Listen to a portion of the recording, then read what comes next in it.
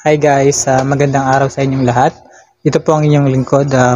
My name is Mike at nandito po tayo ngayon sa Budings TV, ang akin pong YouTube channel na kung saan sumusuporta po sa ating Pangulong Ferdinand Bongbong Marcos.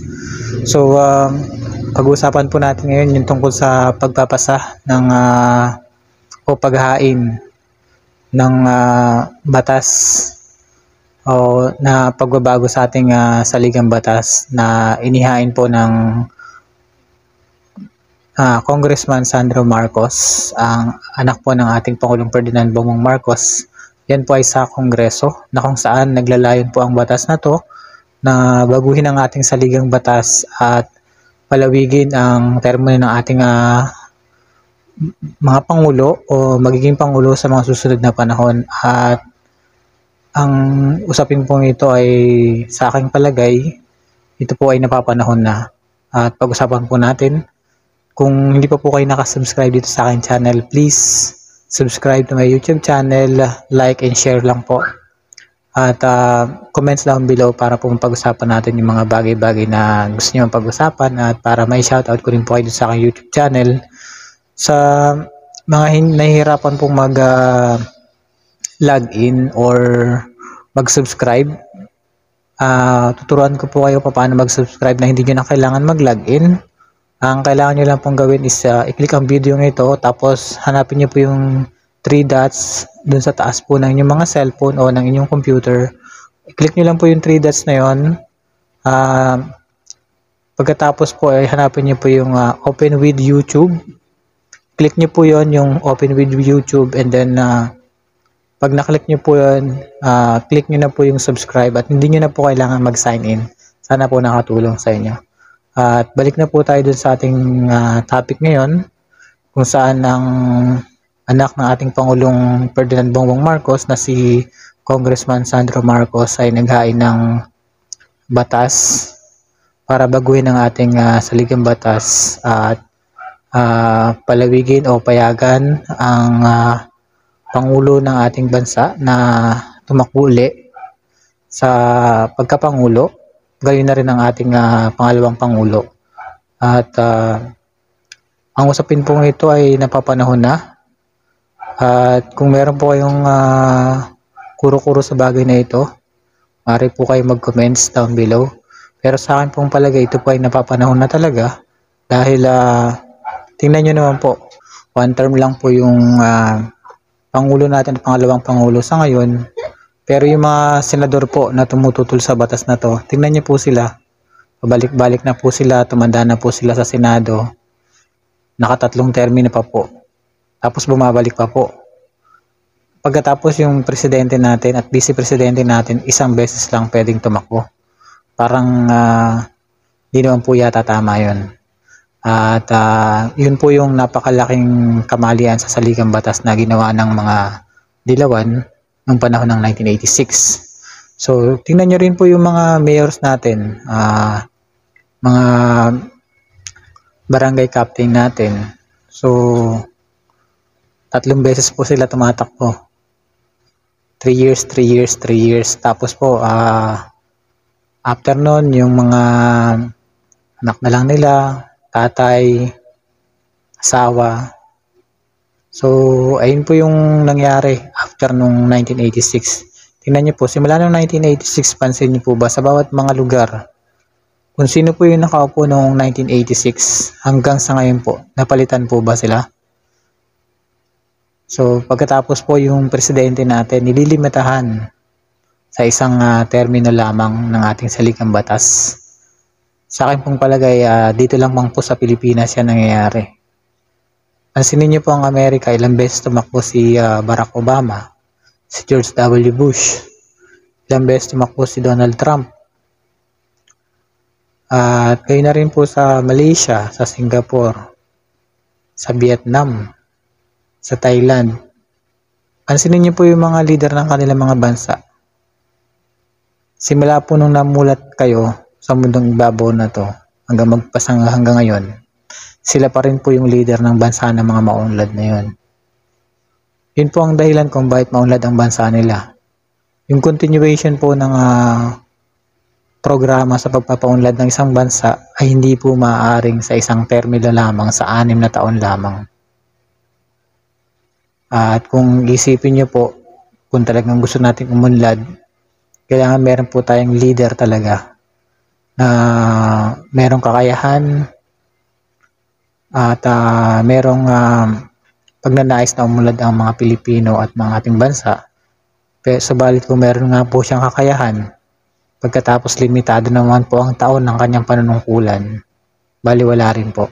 Hindi niya rin po magagawa yung mga nais niyang pagunlad ng bayan natin at mga programa na gusto niya ipatupad sa ating bayan para sa kaunlad natin ng bawat isang Pilipino. Kaya napapanahon na po yung batas na yan at sana po suportahan natin. At yun pong mga kumukontra sa batas na yan inihain ni Congressman Sandro Marcos. Kilala na po natin sila. Tumanda na po sila sa Senado, pabalik-balik na po sila sa Senado. Nakailang term na po sila sa Senado pagkatapos sila pa yung kumukontra sa mga batas na magbabago sa ating saligang batas dahil ayaw nilang umunlad ang Pilipinas. Gusto nilang manatiling mahirap ang mga Pilipino. Gusto nilang manatiling yung tulong na nanggagaling sa ating gobyerno na hinanimbawa ni Senator Robin Padilla na 10,000 yung tulong. Pagdating sa tao, sardinas na lang. Hindi po ba?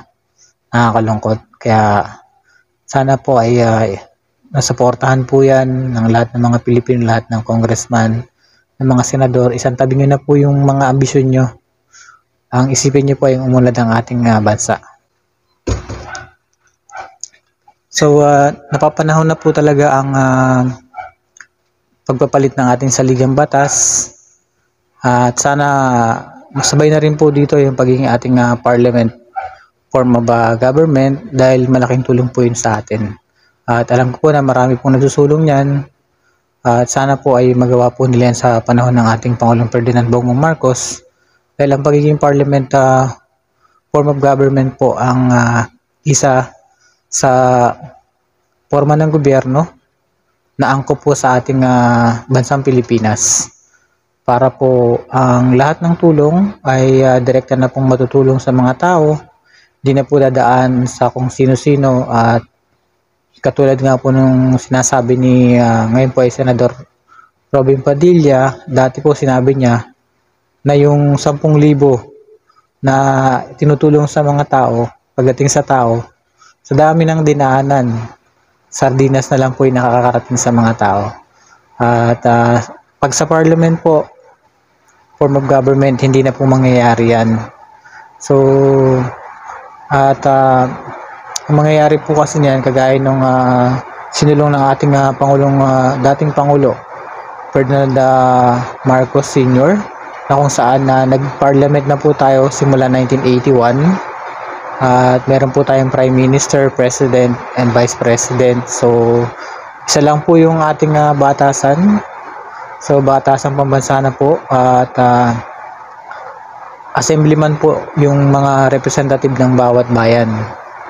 So naabutan ko rin po yung mga panahon na yon na meron pa tayong assemblyman. Kaya napakaganda po at dire-diretso yung pagtulong na natatanggap ng mga tao at wala pong pwedeng humarang. Sa panahon po kasi sistema ngayon, bago makarating nga po yung tulong sa tao, sardinas na lang, sabi ni ating Senador Robin Padilla. So, kinakailangan na po talagang palitan ng ating saligang batas. Dahil po para sa akin, ang 1987 Constitution ay scrap lang po. Meron po ako dito Constitution na libro, pero 1972 Constitution po yung nandito sa akin. Kung gusto niyo po makikita at may time po kayo, pakita ko po sa inyo. At yun po ang aking binabasa at yun ang aking sinusunod kahit po yun ay 1972 Constitution dahil yun po ang tunay na batas at yun ang tunay na saligang batas natin na kung saan doon po makikita nyo nakasaad doon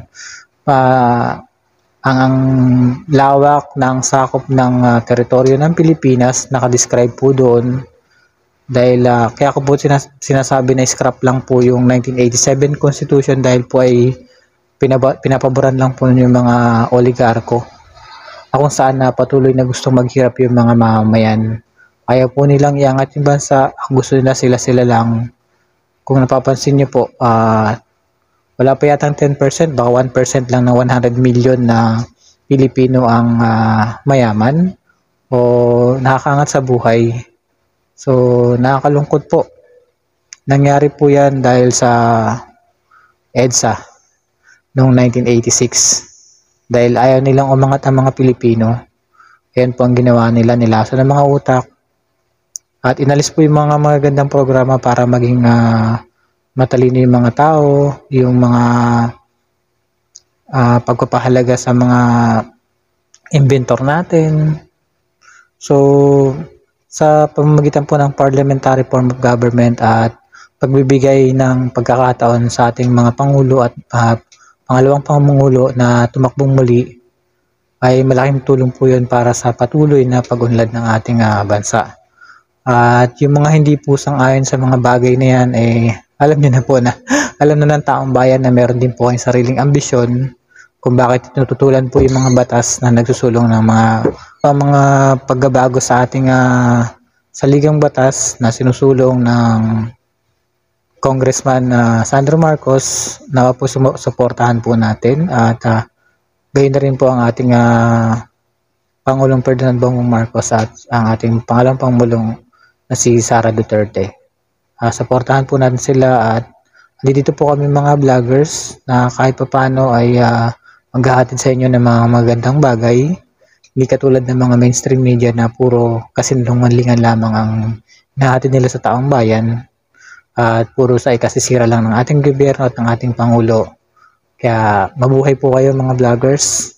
Saludo po ako sa inyo, kay Coach Jared, kay Sangkay Janjan. Pagpatuloy nyo lang po yan para marami pa pong Pilipino na mamulat sa mga bagay na talagang ikaunlad ng bawat Pilipino, hindi lang po ng iilan. At marami pa po tayong pag-uusapan dito sa aking vlog sa susunod po na mga panahon. Ibabanggitin ko po yun sa inyo, pero sa ngayon po, hinihingi ko lang po sa inyo na sana mag-subscribe kayo sa aking YouTube channel, ang Budings TV. At muli po, kung hindi pa po kayo nakasubscribe or nahirapan kayo mag-subscribe sa aking YouTube channel, pindutin nyo nilapang po ang video na to at hanapin nyo po yung tatlong tuldok or 3 dots sa taas ng inyong mga cellphone o mga computer at hanapin nyo po yung Open with YouTube. Pag naklik nyo po yung Open with YouTube, yung subscribe button, hindi nyo na po kailangan mag-login. So, yun po. At kita-kits po ulit sa susunod kong video. Maraming salamat po.